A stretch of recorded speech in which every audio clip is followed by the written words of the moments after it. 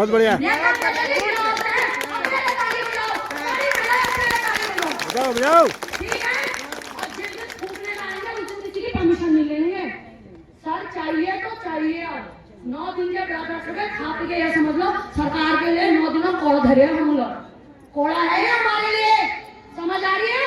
मैं जा रही हूँ और इसी आप उम्मीद से जा रही थी जब आप दोबारा रैली होगी तो इसी माता इसी भीड़ में यहाँ होगे। इस माँ का चेहरा देखना घर से निकलने से पहले, ठीक है? तो मातृशक्ति जिंदाबाद, मैया की जय। होना मेरे साथ, हो इस माँ के साथ, आने वाले बच्चों के लिए बनोगे मिसाल। तो ठीक है, हाँ चलो भैया, और क्या गलती है नहीं, माफ करिए। आपको बहुत बहुत धन्यवाद। बहुत धन्यवाद। आपने थोड़ा बड़ा कर यहाँ की महिलाओं को जगाया है। हम ये आश्वस्त करना चाहते हैं आपको कि जैसा आपको आप बार बार कशिश और नन्ही परी का इतनी बार नाम लो कि कम से कम पहले तो उत्तराखंड में नहीं तो इस देश में कोई कशिश नन्ही परी नहीं बने। क्यों उसके माँ बाप या परिवार वालों के आंखों में ये आंसू आ रहे हैं? मैं तो कहता हूँ कि हर पिथौरागढ़ वासी, हर उत्तराखंड के माँ बाप के आंखों में आंसू आने चाहिए अगर न्याय नहीं मिला तो। मैं कहना चाहता हूँ आप लोगों ने जितना आंदोलन घर घर गांव गांव किया और इस आंदोलन को धार देने के लिए अभी तो बाजार बंद का कर रहे हैं ना, अभी इतना हो गया। तो आप सोए हो, अगर सामने नहीं आते हो तो हमारी आवाज को आगे तो रख सकते हो। इसीलिए हमने आपको चुन के भेजा है और सरकार को भी इसीलिए हम चुनते हैं कि आप हमारे लिए उत्तरदायी होंगे। और कहाँ सरकार सोई है, तो मैं ज्यादा नहीं बोलता हूँ भाई, हमें जागना पड़ेगा और एक होना पड़ेगा। और बिना क्रांति से आजादी नहीं मिली थी, बिना क्रांति से राज्य नहीं मिला था। जब तक जो है कुछ क्रांति नहीं होती है, कुछ हासिल नहीं होता है, हमें सो के नहीं होगा। 8 दिन का समय हमने दिया है।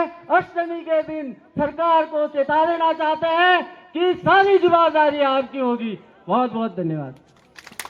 इस क्रम को आगे बढ़ाते हुए हमारे बीच में हल्द्वानी से ज्योति अधिकारी जी आई हुई है। मैं पुनः वक्ताओं से निवेदन करना चाहूंगा, जो भी बात लोग यहाँ पर रख रहे हैं,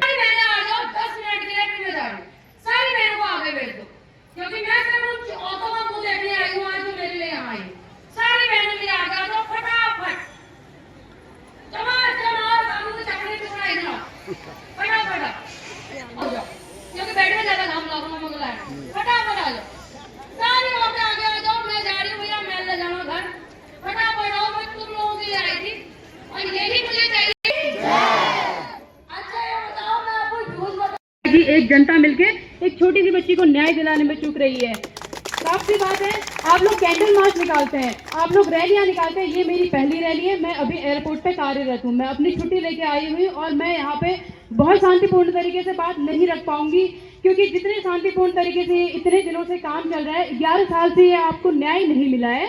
मैं कह रही हूँ छोटी सी बच्ची थी, अगर बड़ी बच्ची होती तो शायद बात सिर्फ बच्ची है जिससे कोई संकोच नहीं कर सकता कि उसने क्या पहना था, उसके कोई ऐसे अंग अभी नहीं उभरे थे कि किसी को उसको देख के लालच आ जाए, या फिर किसी हैवान को भी उसको देख के अपने लालच भरी नजर से देखे।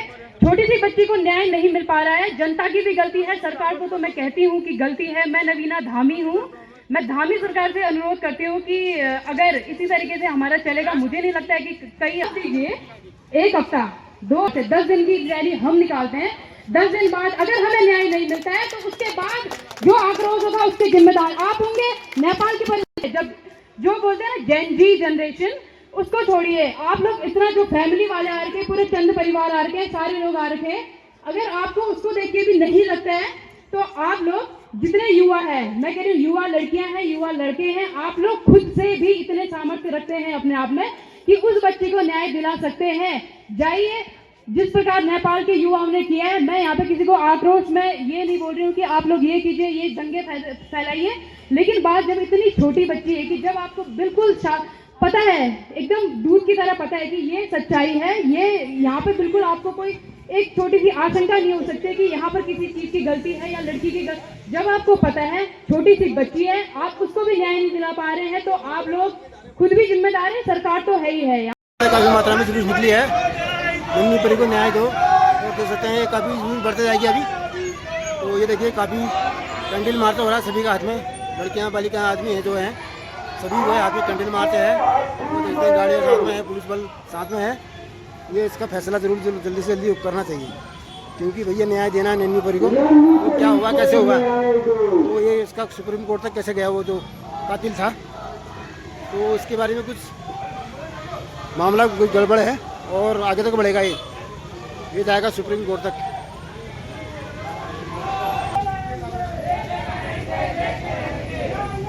वैसे तो काफ़ी जुलूस बढ़ गया आप और धीरे धीरे बढ़ते जाएगा।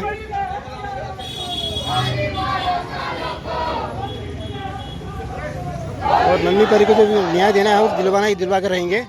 और सभी जो जनता है हमारी पिथौरागढ़ की, झूलाघाट से लेकर हल्द्वानी से मैडम आई हैं, अधिकारी मैडम, तो इसका फैसला जल्दी से जल्दी होना चाहिए। तो आप लोग क्या बोलते हो? देखिए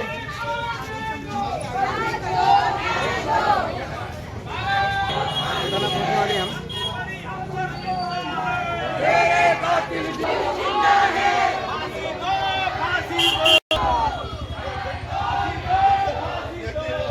पुलिस बल आगे चले गए। और मैडम जो आई है जो आगे देखिए सबसे मैडम है, तो उनका भी जुलूस निकला है। तो नन्ही परी को न्याय दिलाने के लिए तो हत्यारे को तो बिल्कुल फांसी होना चाहिए या फिर जनता को सौंपना चाहिए, जनता उसका फैसला जनता करेगी। तो देख सकते हैं काफ़ी भीड़ बढ़ती जा रही है और इसका फैसला जल्दी जल्दी होना चाहिए। और जो दोषी है उसको फांसी होना चाहिए, वो सबका मांग है। क्योंकि देख रहे रात को जुलूस निकाल के घूम रही हैं अधिकारी की मैम, जो हल्द्वानी से वो यहाँ आ गई है, तो उनसे ही बात कराएंगे आपकी। नहीं जवानों की हमार नौकरी चाकरी खाए गाँव गाँव हमार उजड़ गो। अब क्या रहो, अब उजड़ने को क्या रह गया है, पहले मुझे बताओ क्या रह गया उजड़ने को? पूरा उजड़ गया पहाड़। पहाड़ में दो ही चीज नहीं है, या तो बेटी या रोटी, दो चीज नहीं है पहाड़ में। अब रोटी और बेटी, बेटियों की कोई इज्जत नहीं है, बेटों की भी नौकरियां नहीं है, सब खत्म होगा। अगर डरोगे तो कल मेरी रैली में मत आना, अपनी बाप की लड़कियां होगे तो एक भी औरत मत आना अगर डर गई। अगर जिंदा हो और कर रखी तुम लोगों ने अपनी कोख से वो औरत पैदा, तो कल आना यहाँ रैली में। मैं भी पिथौरागढ़ आई हूँ, हल्द्वानी का पहली बार, शायद मेरे बाप दादाओं ने भी नहीं देखा होगा, पिथौरागढ़ में आज पहली बार आई हूँ और मैं आई हूँ, मुझे वो बच्ची लेके आई है यहाँ। और अगर मेरी एक आवाज से पूरी हल्द्वानी की औरतें आ रही है तो तुम्हारे तो चेल छू। घर घर अपनी नंदा देवी को पूछ रहे हो ना, हर साल नंदा सुनंदा पूछ रहे हो ना, क्यों पूछ रहे हो? क्यों पूछ रहे हो? तुम मुझे कहते हो तो हमारी बेटी है, वो अपनी लड़की को विदा कर रहे हैं हम, तो आज जब तुम्हारी लड़की को बात आ रही है तो शर्म, डर, और डर किस तरह हो? सरकार से।